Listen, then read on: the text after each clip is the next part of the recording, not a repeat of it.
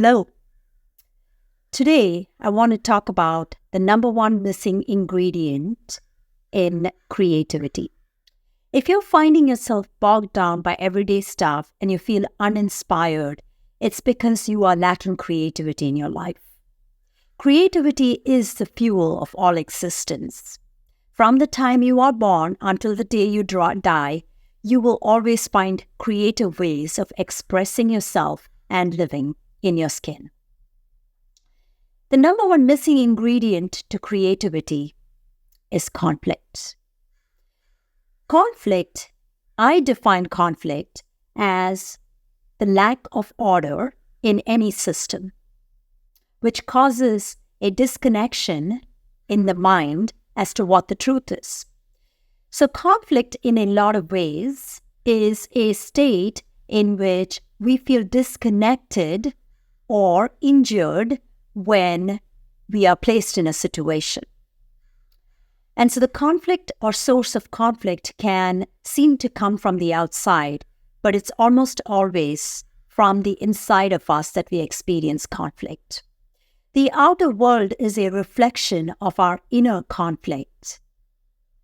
And therefore, what we want to dial down is, where do we have the war within ourselves that is causing the war on the outside? This is exactly how we manifest conflict in our universal existence. I'm going to dive a little deeper into why it's important for you to embrace conflict in order to step up your creativity and to live an inspired life. Going back to the Big Bang, you will notice that a system of chaos had to exist. And I say a system because when the chaos broke out, there wasn't an idea or perception that a system would come out of it. But then there is a system that evolved called the universe out of the Big Bang, out of this world. And this world is a result of that system. So just taking the Big Bang as an example, you can see that as a vast and big manifestation of what conflict is, but out of that conflict and chaos came an order. Similarly, in your mind too, in your body too, you must have conflict and chaos in order to move through the conflict and chaos toward order in your life. I'm going to give you a personal example to elaborate this point. I recently met with my head of marketing, and he and I were butting heads on a specific aspect of how to grow the business and enhance the quality of the work that I do at the same time. And we both entered a space where it became a little contentious or conflicting because we were holding our own viewpoints of the situation. And as we started to hold space for each other, something magical began to happen.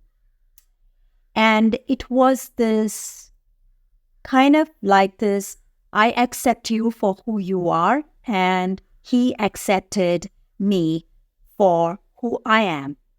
And when we were able to just listen to each other, even on top of elevated tones, we were able to realize that there was wisdom in what we both were saying, and that we both had the best intentions at heart. So from there, and in fact, we didn't even have to spell it out of that conflict, out of our ability to stay in conflict, we started to then brainstorm a creative solution to the problem, where both our inputs were valued and taken into consideration in creating the strategy or the tactical steps that would have to be taken in order to help me expand my mission of ending suffering in this planet. So I have seen this time and time again in my life. Out of every conflicting situation, we as human beings have the innate ability to look through the conflicting situations and create order, to refine the conflict and chaos and move it and channel it toward an order. So if you are an artist, or whether you are in seeking a loving relationship in your life, or whether it is in your job, or whether it is overall in your life, you must learn to embrace conflict. And one of the things that is really difficult in our society is we have become a society of not wanting to be in conflict. We're wanting to always sugarcoat everything we are saying and doing in order to make people feel comfortable. But the reality is, when there's conflict, there's actually a beautiful order that can come about. And the sooner we can embrace the highest level of conflict, the more successful we're going to be. And when we get to that new level of success, we're going to be called upon to embrace a new level of conflict yet again and all over again. So this is how we start to climb the ladder of success within ourselves, whether it's in life, love, or leadership. And the sooner we can learn to accept that conflict is an essential and in fact the most important ingredient that contributes to our success, we can start to drop the internal resistance that we have to conflict and instead learn to be with all that surrounds us and to actually use every situation to optimize and maximize our growth in that situation without discounting or taking away from some other person's or another person's growth.